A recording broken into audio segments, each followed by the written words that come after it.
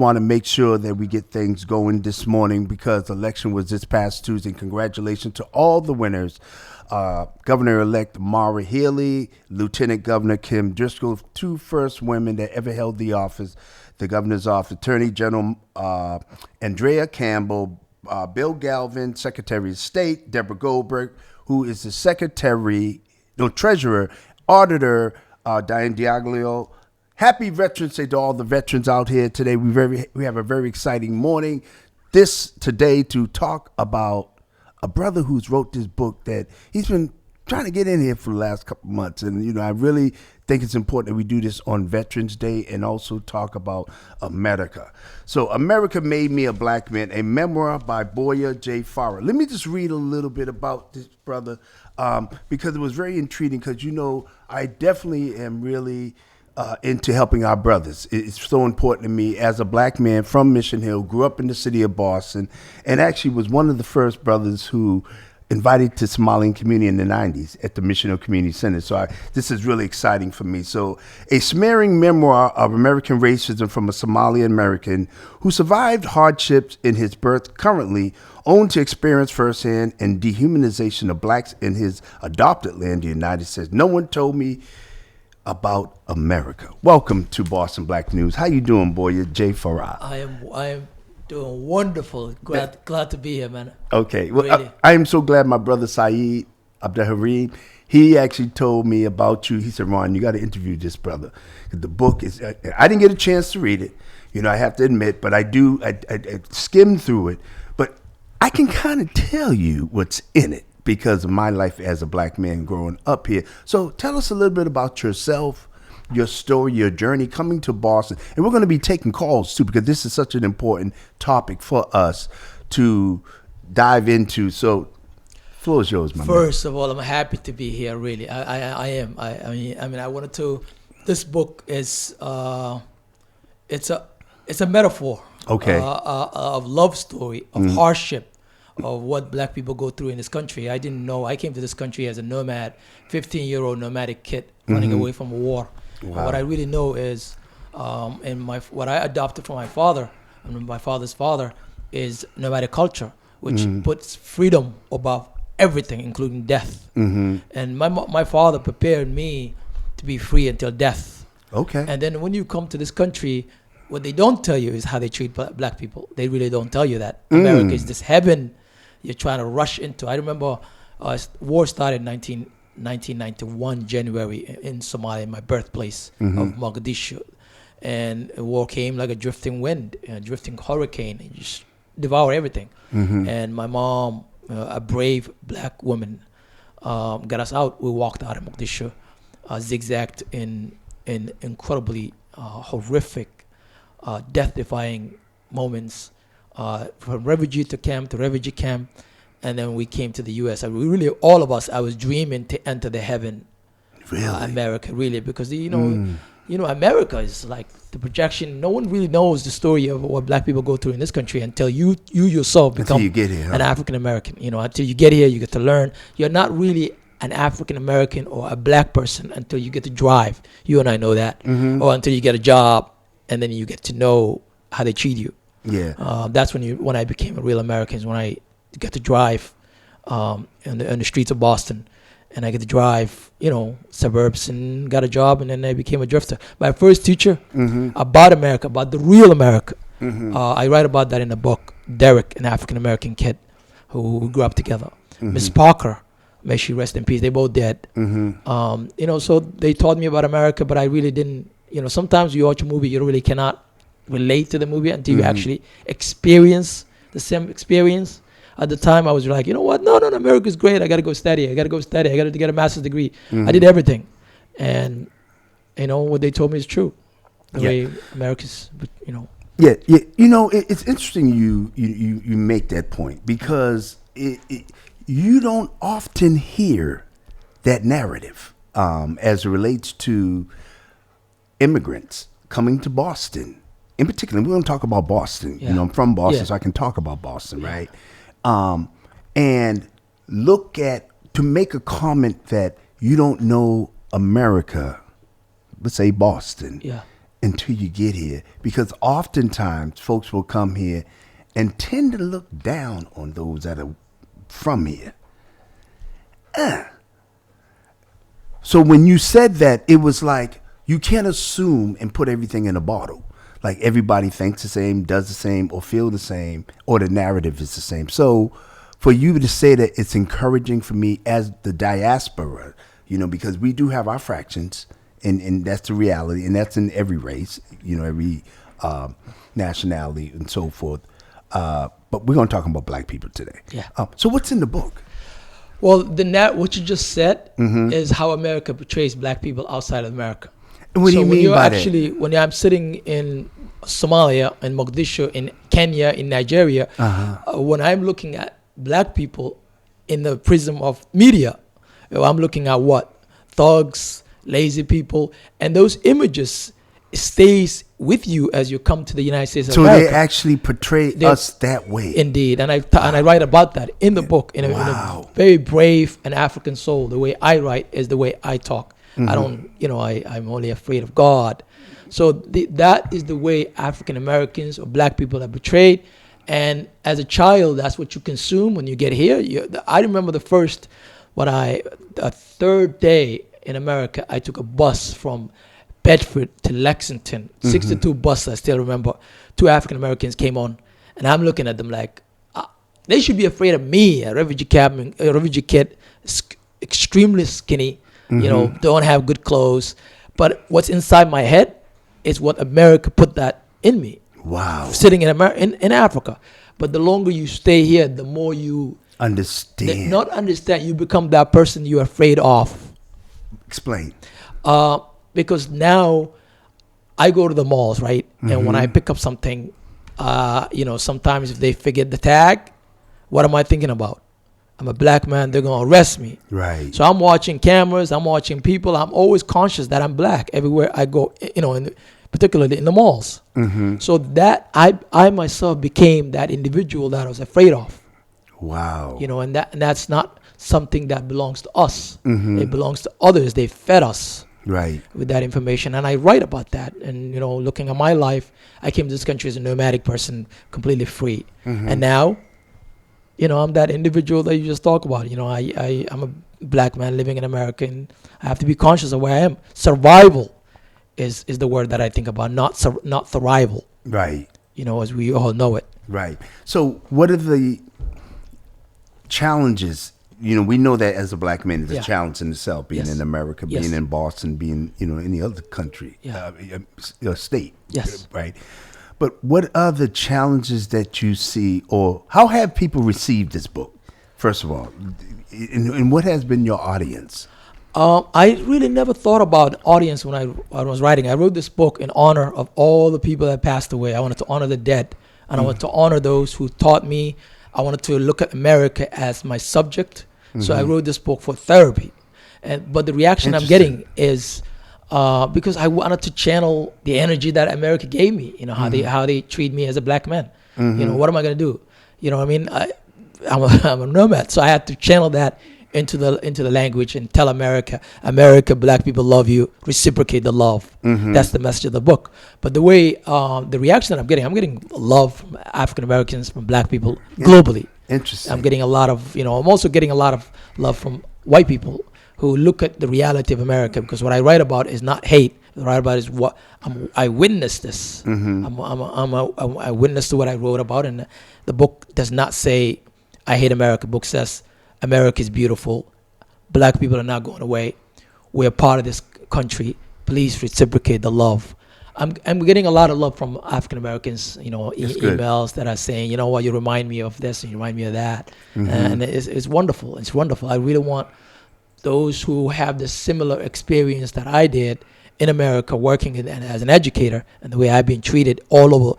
I had so many jobs. There is no career for black people in this country. You got to be about. You have to betray your soul, and stay with one job, and then become less of a human being, or you become a drifter. The more education you get, the more you know, and the more white people rejects you.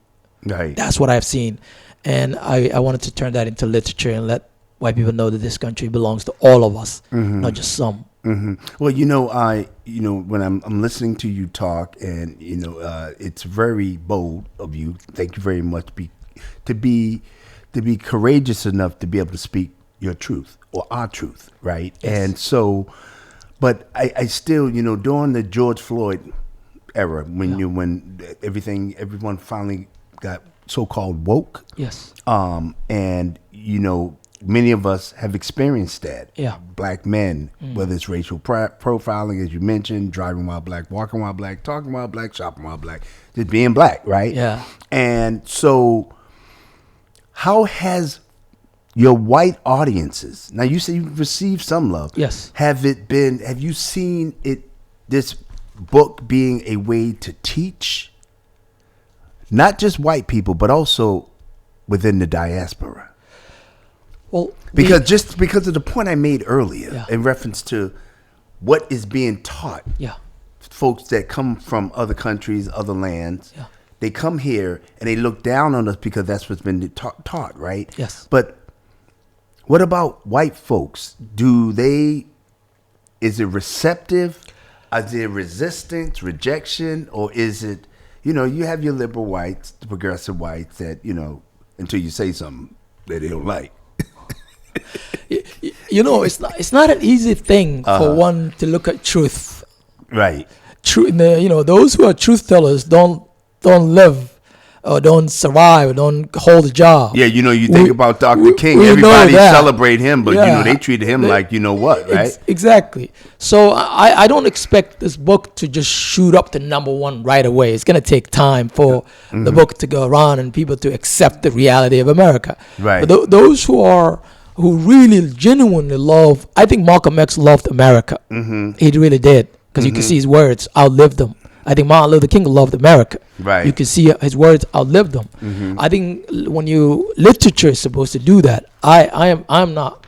What I really want those who care for humanity to have access to the book, Right. and to teach it in their classrooms, and to honest portray of America. I'm not sugarcoating the green grass of America. Beneath the green grass, there are black people. Right.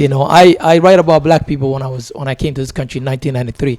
I live in a suburban area, Bedford. Okay. Right next to Lexington. There black folks out there? No, black folks. The only time I can see black folks on the Is bus. when you look in the mirror? The bus. The bus. Yeah, when the bus comes, black folks get off. Right. At nighttime, black folks get on, and so they come in to clean. Clean. Yeah. So that was my access to the first Wow. black people in America. In Bedford. In Bedford, not far from here. And Not New Bedford, but Bedford. Bedford. Right, I got you. 99.99%, white. I got love for them. They really I've treated been me there. well. They treated me good when I was, as a child. But what they didn't tell me is how, as soon as I get, a little bit of a thing, even riding a bike, I get to experience what it means to be a black in 1994, 95. So I want white people to look at this trim grass that you're looking at cannot be maintained the way it is if we don't do justice, if we don't do the right thing for everyone. Right. Because karma is real. Right. So I'm trying to just really dig down into Please. this because I want to see what was the transformation that took place where coming from Somalia, Yeah. being told that we're lazy, we're Yeah. this, we're thugs, this, that, whatever, or seeing images of that being stuck in your head. What was your awakening? When did that transformation take place? When you said, which clearly was a journey towards you writing this literature here, Yeah. right? When was that? I mean, was that in school? Was it an experience that you, or experiences? I mean, you kind of alluded to, but Yeah, it was an experience. See, everything that I write about America showed me. It didn't tell me. Telling is different than showing. They tell you you're beautiful, you're African, you're nice. Look at you, you know what I mean? You have a poetic country. But what America shows you, it's different. I get to experience that. First of all, black people are about love. People of rhythm. I write about that in a very poetic way. People are rhythm and rhyme and fashion. America, the real soft power of America is driven by black people. No doubt about that. And that soft power is much What do you mean, powerful. soft power, culture, okay. music, sports, that travels more than the bullets. And that's what African Americans or black people in general represents. America is beautified because of black people. When I learned that I am a black man living in America is when I get to experience things that I remember trying to buy a vehicle. And I like to, it's a culture that I look at people in the eyes. Unflinchingly just look at the person in the eyes, try to assess them, right? It's just the way it is for me culturally. Right. And I look at this guy in the eyes, and he's looking at me, and he wanted me to avoid his eyes. Wow. I didn't know that. And then he said, I know you're not from here. Why is that? Straight up. And I'm like, what does that mean? And he's like, because you're looking at me in the eyes the whole time. Wow. I've never forgotten that. So what does that mean? Go ahead. I ask him, and he's like, because I'm just not used to it. He's not gonna tell me what it So means. was this a white man? He's a white man. Okay. And how was you at? How old were you at that time? I was old enough. He was actually not, maybe not. I was like 25. It's just he assumed that I'm gonna look the other way and not look at him in the eyes, and everything he said I gotta capitulate. And he's the dominant force over me, and that's not the case. So there's a lot of little annoyance that I write about it in the book where, for example, like the drive, I got a bad leg. And I remember one time, I write that in the book as well, I got picked up by I didn't get picked up, I actually parked my car in front of a bank that's no longer in Boston. And there was a man who does not speak the language. And he wanted me to pick up his medicine from the Superstar shop. There's a bank inside. So I parked in a fire lane. The car is on. There's a man inside.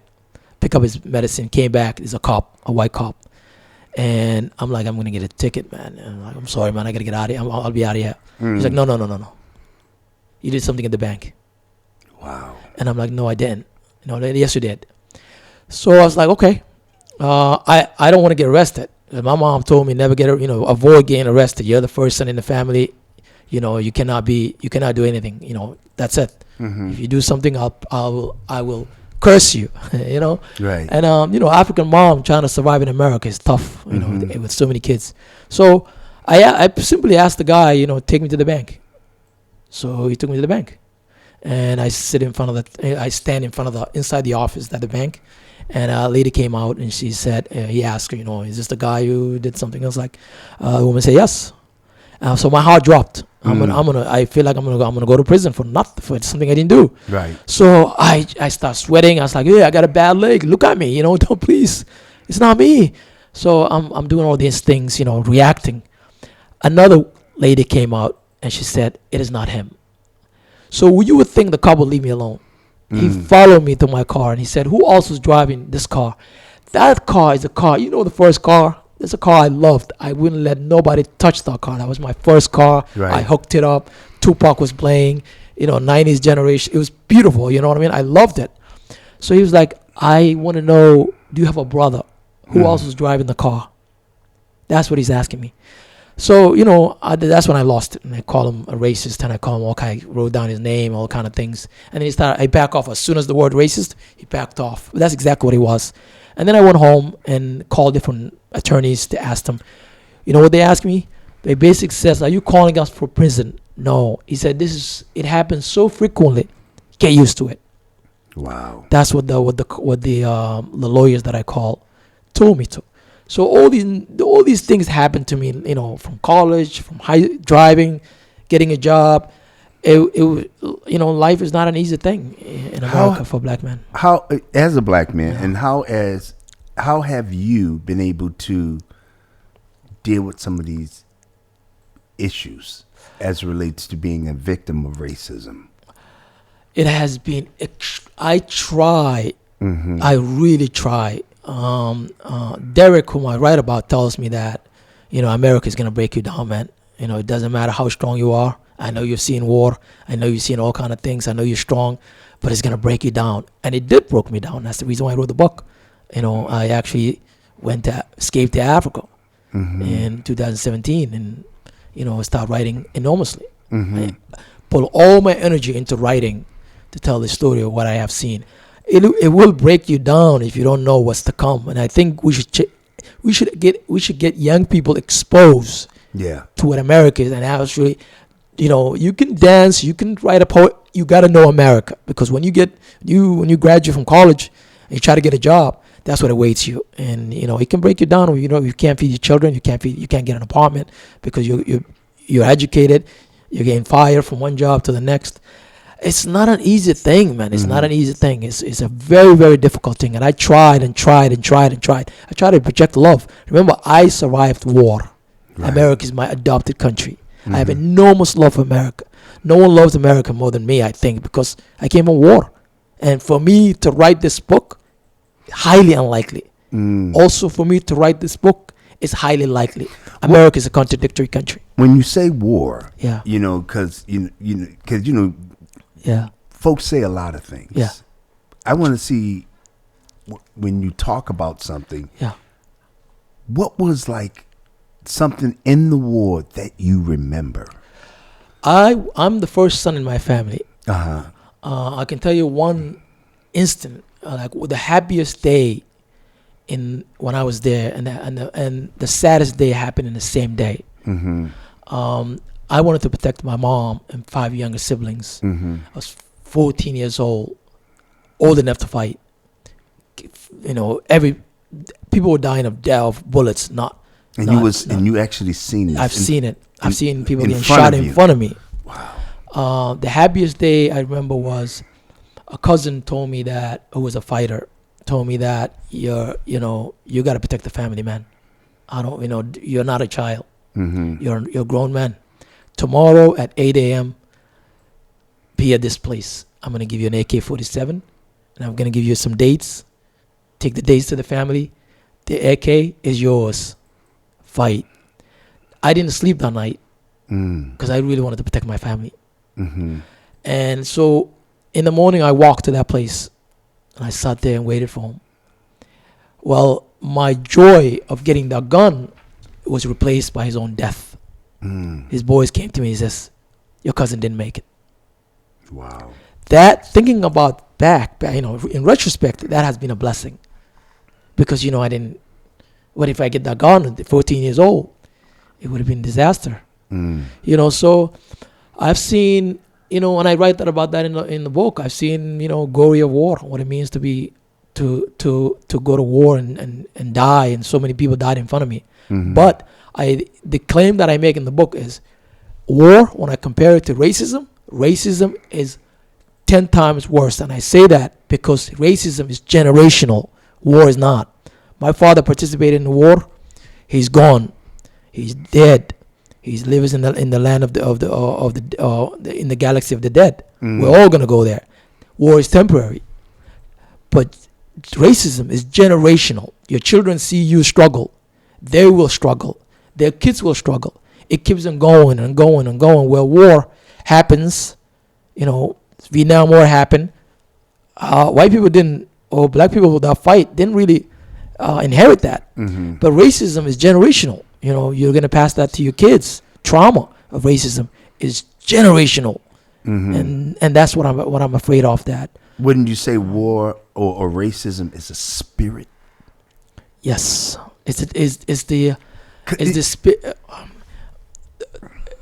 damaging the spirit. Broken spirit. I mean, man can look so good. I remember one time, very handsome African American man sitting at a place with a Louis Vuitton bag, and one of those weird people that I just wanted to know if this guy's super happy because he looks fantastically put together. And I went to him and I said, brother, how are you? Can I sit next to you? She goes, oh yeah. I sat next to him. I said, what do you do? He said, he's a professor. And I was like, wow, where did you work? And he told me what university I was. I'm not going to say the name. And I was like, wow, how long you been working there? 30 years, he said. And they left you alone? That's exactly what I said. The guy started cursing for like enormous cursing. No, they don't. I'm struggling. I'm always fighting, to maintain his job. No, I get it. So this guy is projecting that he's handsomely put together. But inside of him, there's war. Spirit is war. It's deep. It's deep. So a lot of that's the struggle, man. That's the struggle, and that's the position with which I write from. You know what I mean? That struggle is real, whether you look good or not. How has that affected, in your opinion? Yeah. How has that affected the diaspora? We look good on the outside, but on the inside, this war, and because what was taught to you as a child coming here to see us here, because that's I have never heard this before. I'm gonna be honest with you. I've never heard someone from another country that's black come here and say what you're saying. Oh, Because I mean, read the book, guys. get the book. Get the book. America Made Me a Black Man, a memoir by Boyah J. Farah. Please get this book, because I think it's important that as we build in the black community, because there's conversations about reparations, right? That's not even enough for what black folks have went through in this country. We need repairment. Repairment is ongoing, right? Yes. To deal with the racism. Yes. Because reparation, you get a check, boom, it's over, right? Yes. That's not enough money. Because what you said was so profound as it relates to the war on the inside. And a lot of folks have not come to grips with that. Because the war on the outside, you take it out on the brother that look like you. That is so true. And then we talk about the violence that's going on in the city, but that's a whole nother topic. Because what happened is a young child, a young African American, a young black child in America. You are an American-born African, where I am an African-born American. Our pain is democratic. Democratic. I mean, the way they don't see me and look at me and says, they might try to say, you're different. Let me try to use you. That's a different story at work. Right. Because now they can use that against your own brother. But the reality is we're black people, and I really want the dialogue to continue, the dialogue of, the ancestral bridge between black people in America and Africans globally has to be repaired. I'll just give you one thing that I think about when I'm as an American living in this country for 30 years. The way Africa is viewed in America is pretty awful. Right. Because Africa is portrayed as a continent that's not developed, a jungle. A jungle. But the reality is different. I know. So that portrayal of Africa in America is the same portrayal of African Americans for the Africans. So it's a divisive mechanism. So it's a divisive, and that is something that I write about heavily in the book, because I want the ancestral bridge, that broken ancestral bridge, to be restored. When I say ancestral bridge, is what I mean is the connection. An African American child has to know that they belong. That continent is absolutely gorgeous. I just came from there. They belong, and they are not a minority. That you got to make sure the spirit of a child has to be restored before you put out. The reason why we always dress really well and look good is because we know what's inside. You're fighting. There's an inside battle. It's a battle between the outer being and inner being. Inner being is messed up, but you're trying to. This is what Kanye is doing. Yeah. That's exactly what he's doing. Brother Kanye, that's exactly what he's doing. I mean, I feel him. So there's a lot to learn from each other. We're going to talk about Kanye another time. Yeah. But we're going to take a caller because this is a very interesting conversation. And I think it's important that, we want folks to, chime in on this. America Made Me a Black Man, a memoir by Boyah J. Farah. It's actually a pretty cool cover. I like the black, though. Thank you. And it's global. Right. And then my shirt kind of matches. But anyway, caller, you're live on Boston Black News. Peace. Good morning. This is Brother Jamal. How y'all doing this morning? Good, man. How you doing, brother? All right. So, I'm glad that I stumbled on this morning. And, I definitely would like to make connection with the brothers. So please, connect us. So First thing is, brother, have you put it in the bookstore down on Nubian Square, Frugal Bookstore? Have you had conversation with the good people down there? Oh, yeah, of course, man. That's the place I buy all my books. Okay. We had events. Right, so you already plugged in. Yes. Now, what I want to talk about, because I'm, as a black revolutionary man, a black nationalist, a Pan-Africanist, I'm not a stranger to African culture. And here in Boston, we have a benefit of really a melting pot. I have not seen such a large diversity of Africans as I have here in Boston, except for when I went to France. But here in Boston, as you know, you being Somalian, we have people here from Sierra Leone, Ethiopia, Eritrea, Nigeria, Ghana, Kenya, Egypt, on and on and on, right? My question is, how do we begin, and I'm doing an event to this regard, and this is why I want to connect. How do we begin to do a better job of connecting us, the Africans who were transported here, and the continental Africans, and Africans now who are called African Americans and whatnot. And the last point, to the point of reparations, this is why some of the more popular people on the national scene now, Foundational Black Americans or ADOS, whatever, this is the part where they're missing. Because if we are trying to aim reparations only at America and only at, quote unquote, what people would consider Black Americans, it's just, boy, have you missed the whole thing, okay? Because it affected the planet, okay? And America was not even the largest villain in that thing. But I want to hear from the brother on how we can better repair relationship. I already view you as my brother. How do we repair and build on relationships with continental Africans and those of us like me who were cursed to be born here? I would say, I appreciate the love, man. I would say ownership of record companies, ownership of publishing houses, really, because media is where it's at. You know what I mean? You have to be able to look at the authentic,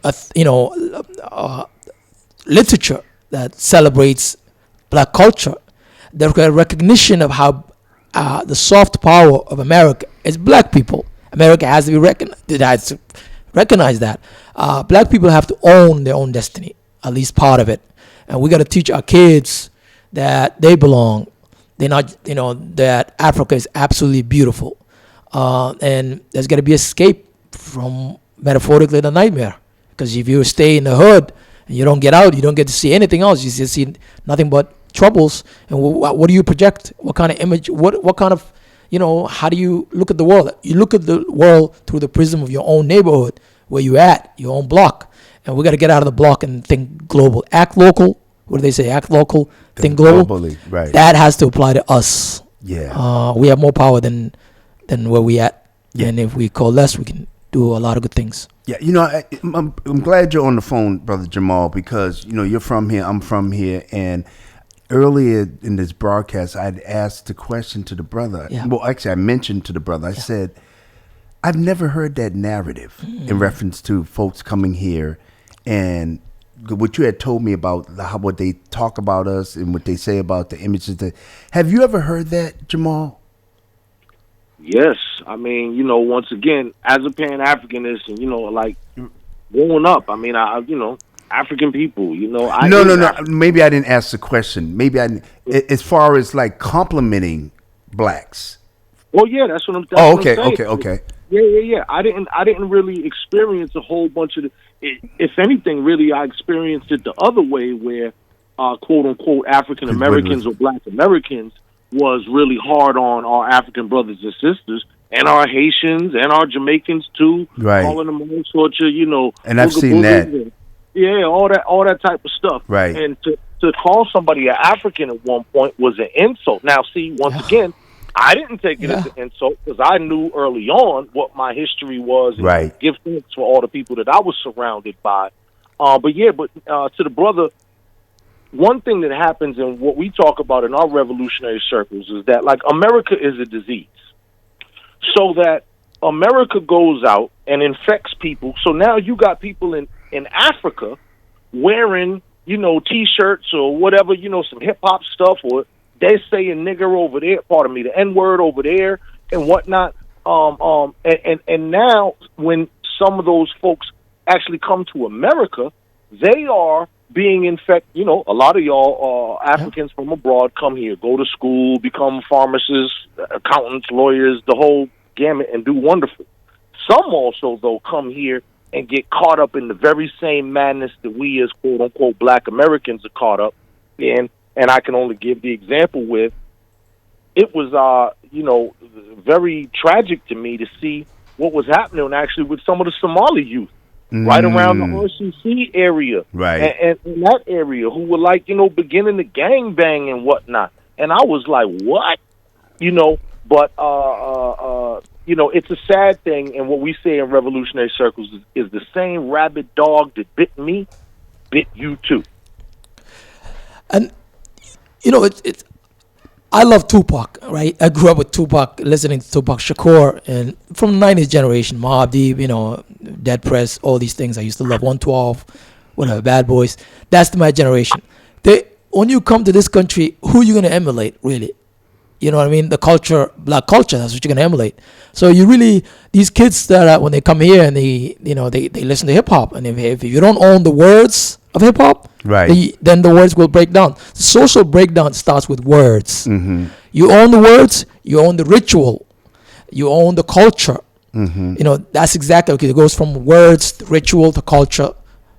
So the beginning of family structure, life begins with words.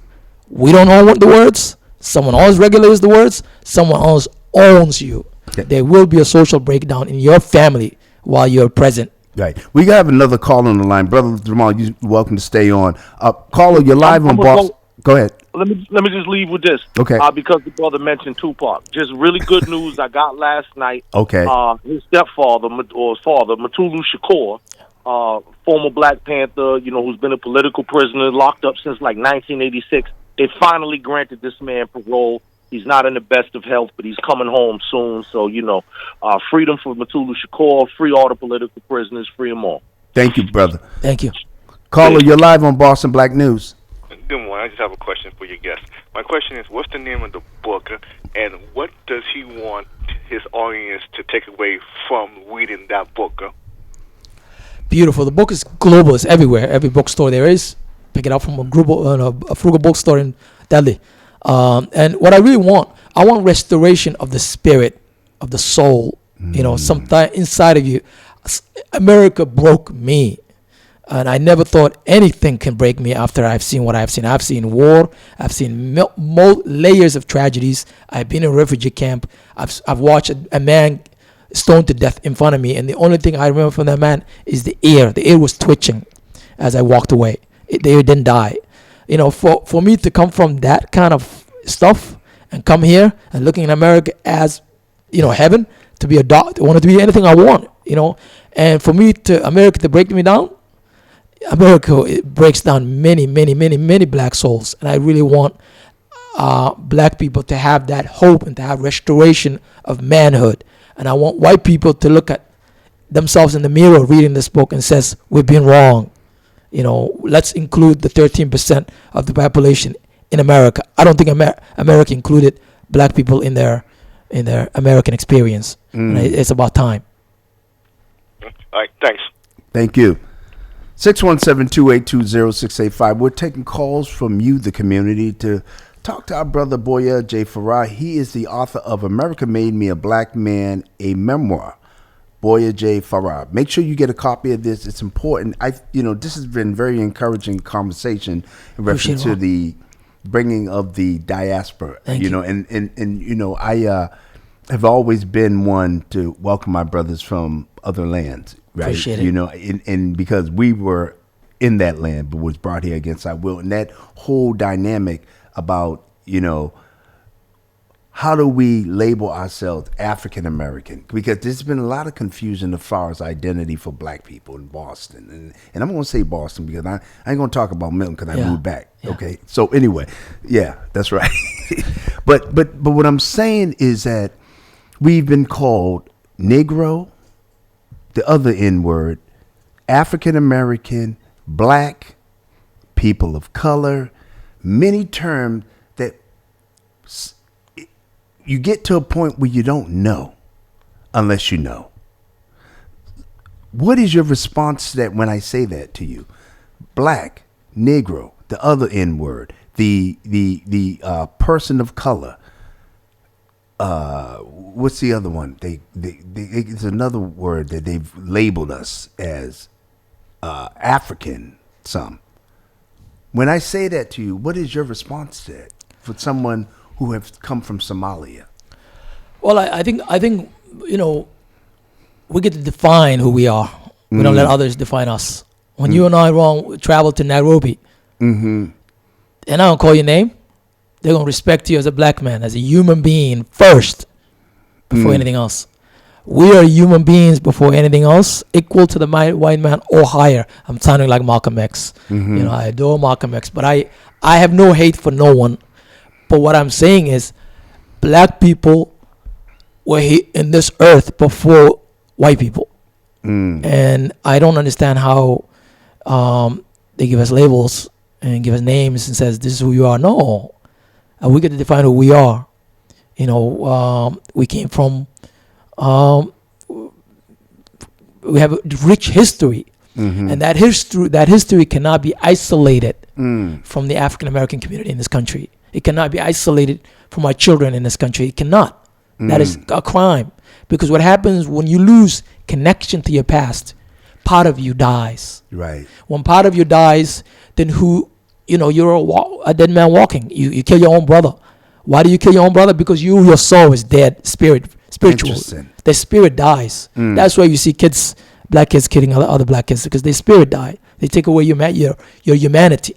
Right. And the only way to restore that is to tell children they are not with America. The definition of America is not theirs. They are connected.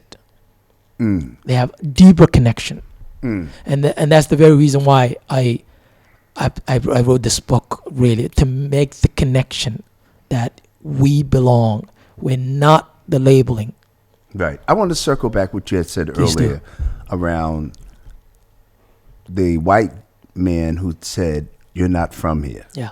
And you had mentioned he had said, "Because you do not look me in the eye." Yeah. Right. And so when you make the comment, America made me a black man, America broke me, compared to what you experienced as a Somalian in Somalia, right?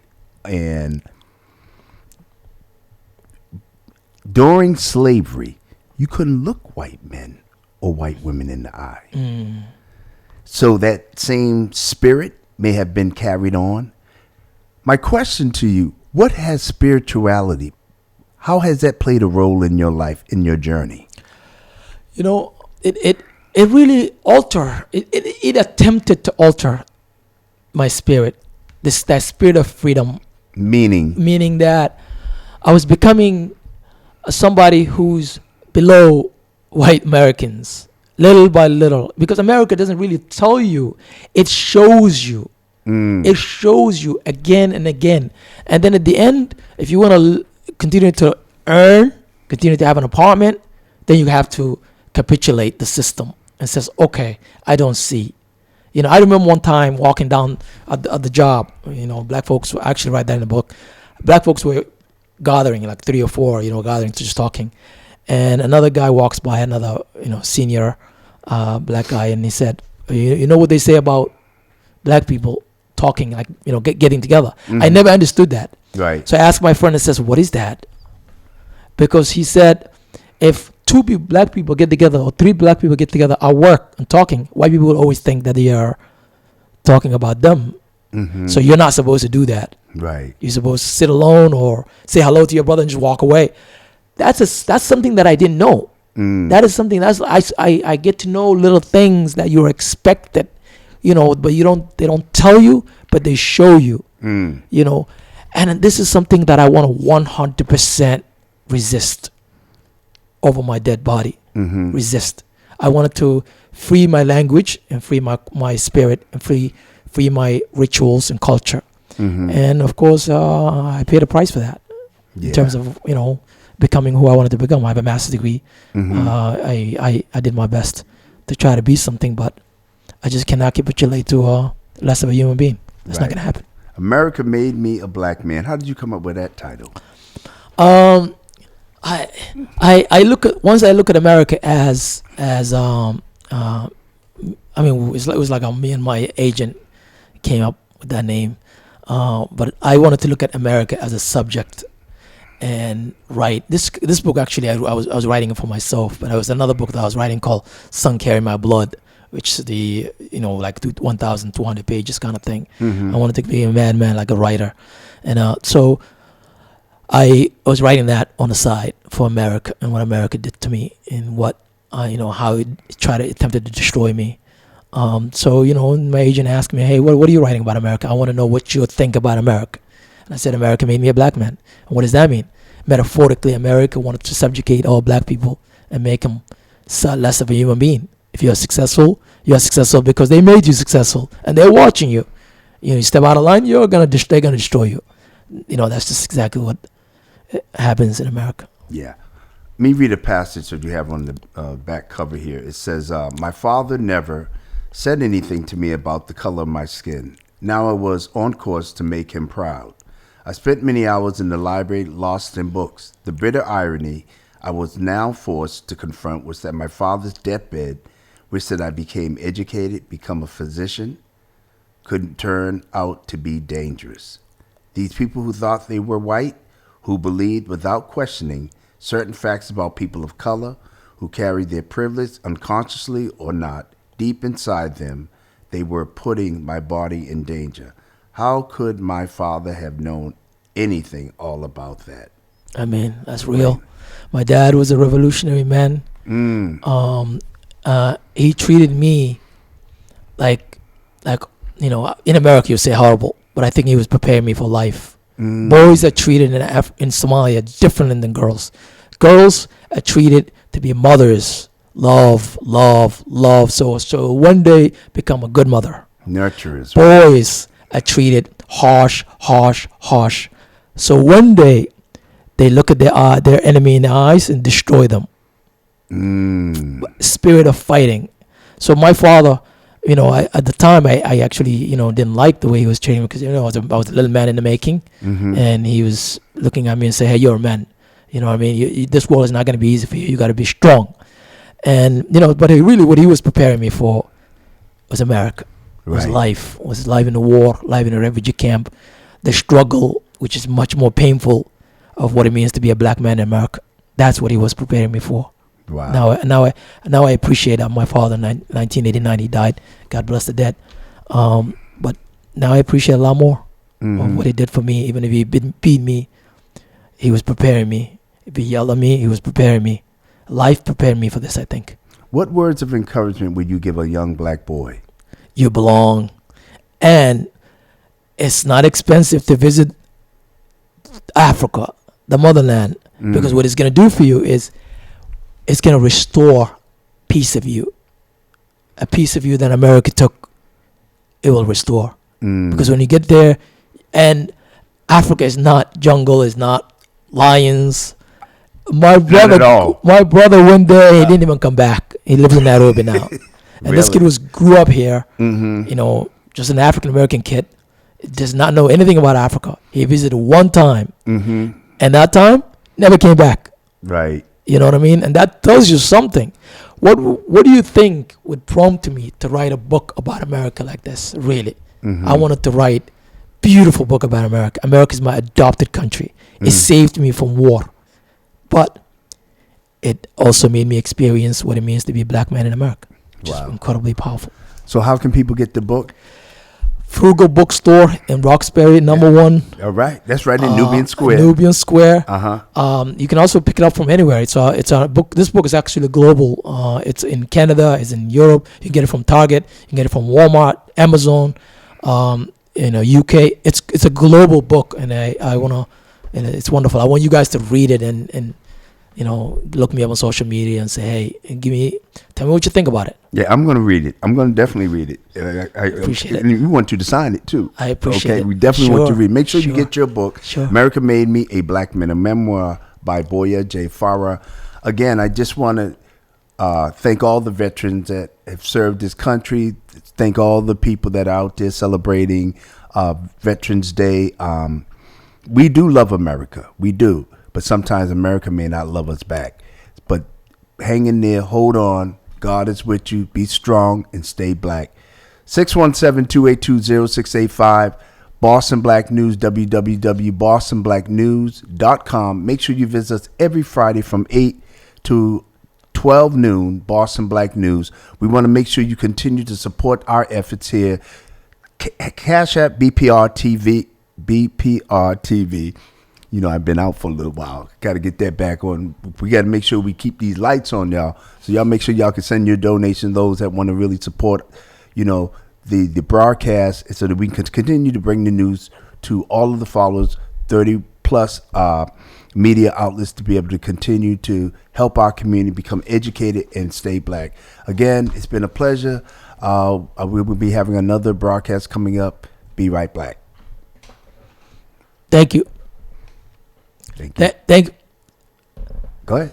Thank you very much. I appreciate the love, Ron. There's a reason why I've been trying to, come in here. The love I received is real. That's so I appreciate it. And we do love America. We just want America to reciprocate the love. That's it. Happy Veterans Day to all the veterans. Love is real. That's right. Love is real. We'll be right back.